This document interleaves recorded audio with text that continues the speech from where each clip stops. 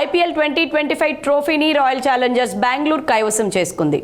ఐపీఎల్లో విజేత Bengaluru team praise మనీగా 20 కోట్ల రూపాయలను సొంతం చేసుకుంది. రన్నరప్గా నిలిచిన పంజాబ్ కింగ్స్ 12.5 కోట్ల రూపాయలు పొందింది. ఆర్సీబీకి ఇదే తొలి ఐపీఎల్ టైటిల్ కావడం గమనార్హం. గతంలో ఈ టీం 2009, 2011, 2016లో ఫైనల్స్కు చేరుకుంది. కానీ చివర్లో బోల్తా పడింది. 18 ఏళ్ల నిరీక్షణకు తెరదించుతూ బెంగళూరు జట్టు ఐపీఎల్ 2025 ట్రోఫీని కైవసం చేసుకుంది.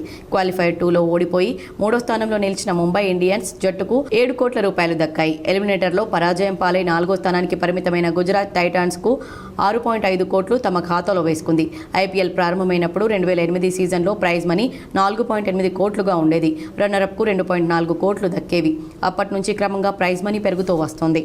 బెస్ట్ పిచ్ అండ్ గ్రౌండ్ అవార్డును ఢిల్లీ డిస్ట్రిక్ట్ క్రికెట్ అసోసియేషన్ సొంతం చేసుకుంది. డీడీసీఏ 50 లక్షలు గెలుచుకుంది. ఈ సీజన్లో అరుణ్ జైట్లీ స్టేడియంలో 7 ఐపీఎల్ మ్యాచ్లు జరిగాయి. ఈ అవార్డు మా క్యూరేటర్లు, సిబ్బంది యాజమాన్యం అవిశ్రాంత కృషికి నిదర్శనం. క్రికెట్ మౌలిక సదుపాయాల్లో అత్యున్నత ప్రమాణాలు కొనసాగించడానికి మేము కట్టుబడి ఉన్నామని డీడీసీఏ అధ్యక్షుడు రోహన్ జైట్లీ ఈ సందర్భంగా అన్నాడు.